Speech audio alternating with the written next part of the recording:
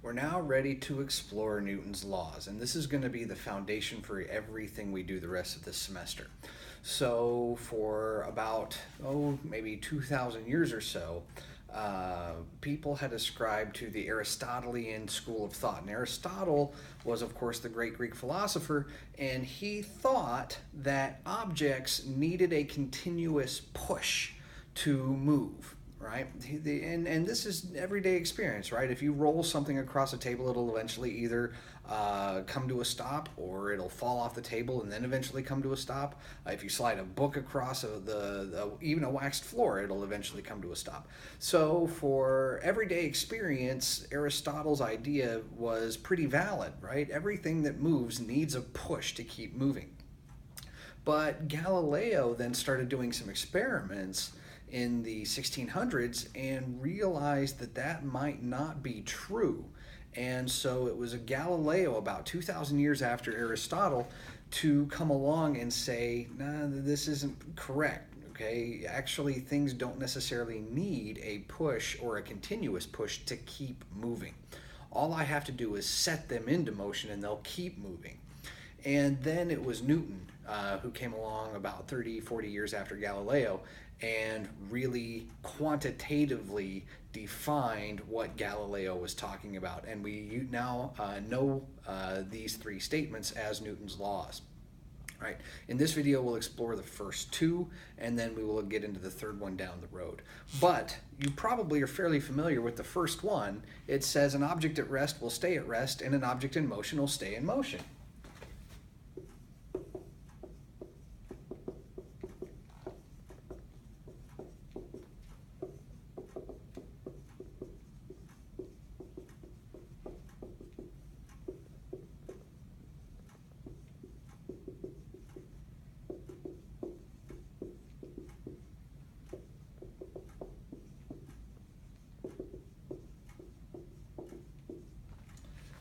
An object at rest will stay at rest, and an object in motion will stay in motion unless it's acted on by a net force.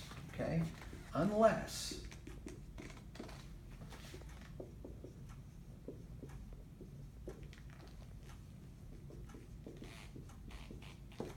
Okay, unless it's acted on by a net force.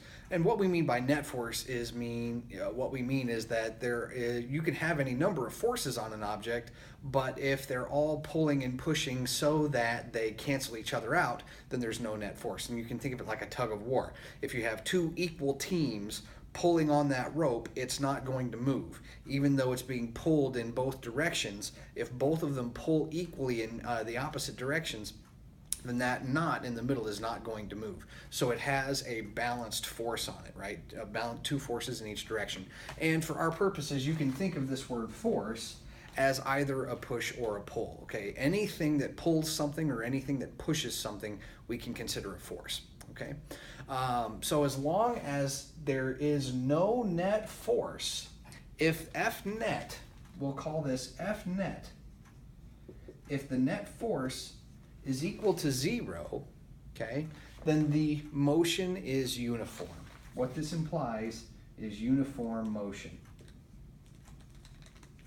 And what we mean by that, okay, what we mean by that is uniform motion is an object, and we should say uniform here.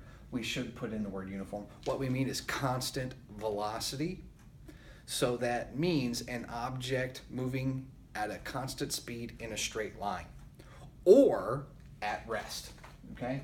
And rest is a special case of constant velocity. It's not moving, therefore it has no velocity, therefore its velocity is 0 and constant.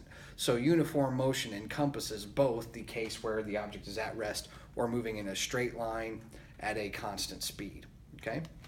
So when we say uniform motion, that is what we mean. And if there is no net force on an object, if all of the forces on an object are either 0 or balance and cancel each other out, then the object will be moving in uniform motion. Now, this kind of flies in the face of Aristotle because, well, an object at rest will stay at rest and an object in motion will stay in motion. Aristotle says, I need a push to stay in motion. Newton says, I don't need a push to stay in motion. So this is Newton's first law. Okay, this is Newton's first law of motion. His second law of motion is what we call the law,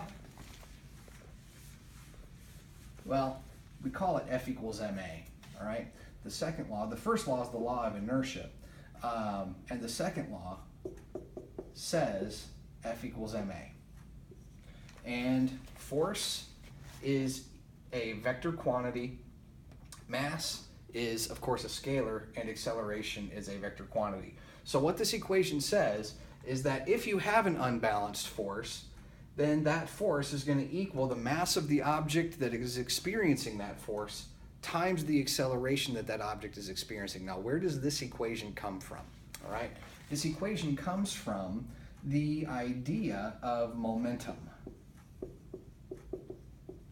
All right, this is a fundamental property in physics, and in fact, it's fundamental enough that I'll capitalize it. Momentum. And momentum, we use the letter undercase P. And the idea of momentum is that an object's momentum is the product of its mass times its velocity. Okay, so you can have two different objects, two different masses, but moving with the same speed, the heavier object is going to have more momentum. And if you think about it, that makes sense, right?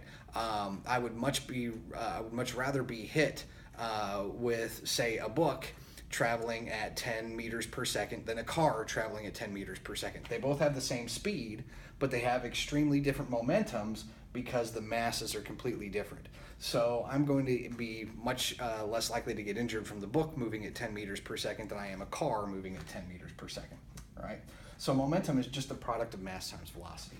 Now, what Newton says, what this equation is really saying, Newton actually says that if an object possesses momentum, okay, if an object possesses momentum, then a force causes a change in that momentum.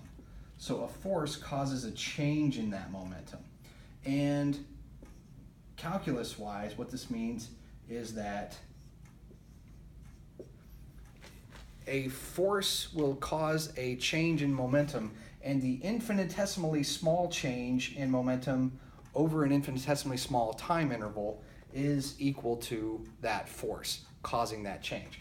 Now, P is equal to mv, so if we assume that the mass of an object is constant, then this is the same thing as saying d dt of mv, but the mass is constant, so m dv dt. And dv dt is, of course, a, so this is where we get the equation F equals ma, right? And this is a special case of uniform force where the mass stays constant, okay? The mass must stay constant. Now, in the next video, we will talk about some implications of this equation, what it means, and do some examples. All right, we'll see you next time.